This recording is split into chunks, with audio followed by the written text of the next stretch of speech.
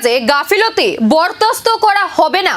অঙ্গনওয়াড়ির দায়িত্বে থাকা কর্মীরা কাজ ফাঁকি দিয়ে মিছিল বা অন্য কোনো কর্মসূচিতে অংশ নিলে কড়া ব্যবস্থা নেওয়ার হুঁশিয়ারি দিলেন সমাজ কল্যাণ মন্ত্রী টিঙ্কু রায়। মন্ত্রী বলেন, অঙ্গনওয়াড়ি কর্মীদের মূল দায়িত্ব শিশুদের যত্ন, পুষ্টি ও প্রাথমিক শিক্ষার দিকে নজর দেওয়া।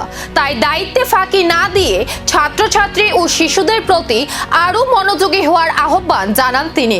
অঙ্গনওয়াড়ি কেন্দ্রের পরিষেবা যাতে কোনোভাবে ব্যাহত না হয় সেই দিকেও কর্মীদের সতর্ক থাকার বার্তা দেন মন্ত্রী।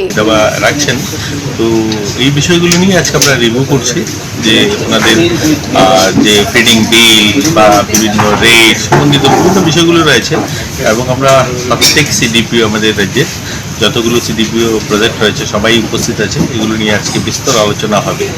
আমি আপনাদের মাধ্যমে আমাদের অঙ্গনওয়াড়ি ওয়ার্কার যারা আছে তাদের কাছে বলবো, দেখুন আপনাদের দাবি থাকতেই পারে, আপনাদের বিভিন্ন বেতন বৃদ্ধি, আপনাদের গ্র্যাচুইটি, এই বিষয়গুলো আপনাদের দাবি থাকা স্বাভাবিক, সেগুলো নিয়ে আপনারা আন্দোলন করবেন।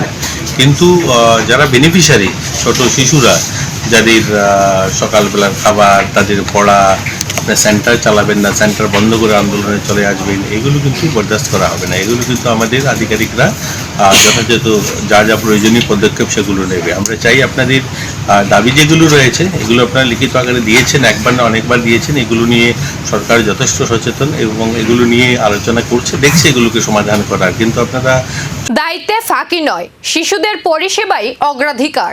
মন্ত্রী টিঙ্কু রায়ের বার্তার পর নজর এবার বাস্তব পদক্ষেপে।